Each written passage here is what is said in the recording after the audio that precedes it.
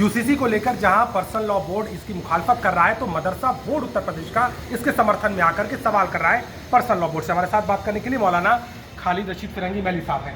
ये बताइए, आपको लेकर के पर्सनल लॉ बोर्ड को लेकर के मदरसा बोर्ड कह रहा है कि आप लोग ये जो फीडबैक ले रहे हैं, जनता की आवाज़ पहुंचा रहे हैं, इससे आप मुखालफत नहीं कर रहे बल्कि संविधान के ऊपर शरीयत को मानते हैं।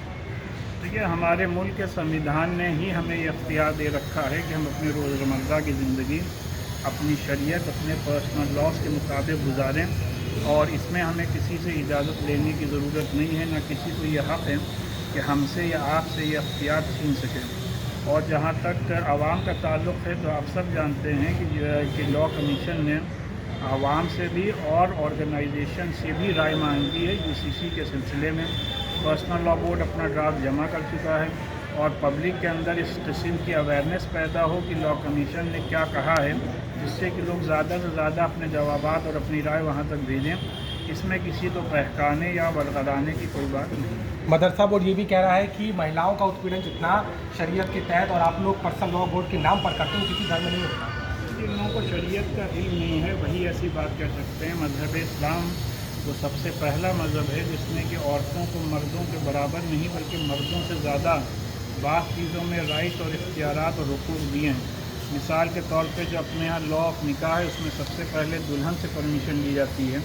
अगर दुल्हन इनकार करते और दुल्हा 1000 बार भी इकरार करता रहे तो निकाह जायज़ नहीं होगा। उसी तरीके से औरतों को निकाह के मौके पर महर का हक़ दिया गया है और अगर आपको अपनी शादी ख़त्म करनी है तो मर्द और औरत दोनों को उसमें इख्तियार दिया गया है।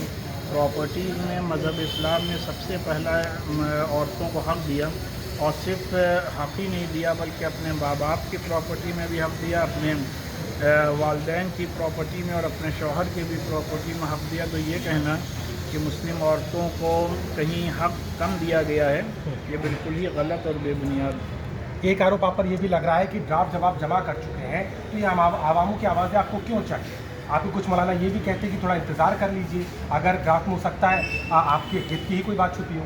असल में इंफॉर्मेशन की कमी की वजह से लोग ऐसी बातें कहते हैं। लोगों को शायद ये नहीं मालूम कि लॉ कमीशन ने सिर्फ पर्सनल लॉ बोर्ड से नहीं कहा, लॉ कमीशन ने तमाम ऑर्गेनाइजेशंस और आवाम से राय मांगी है।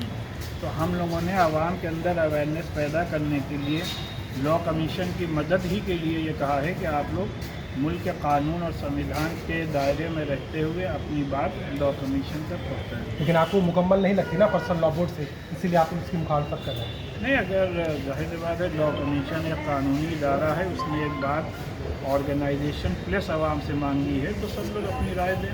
बिल्कुल साफ तौर पर इस पूरे मामले को लेकर के जहां आवाज़ें उठ रही हैं, तो वहीं पर्सनल लॉ बोर्ड ने साफ कर दिया है कि आवाम को आवाज़ को पहुंचा करके ही कमीशन में इसकी बात कही जाएगी। हालांकि मदरसा बोर्ड अब नीचे उतर आया है और लगातार इस पर सवाल कर रहा है। लखनऊ से अभिषेक मिश्रा, आज तक।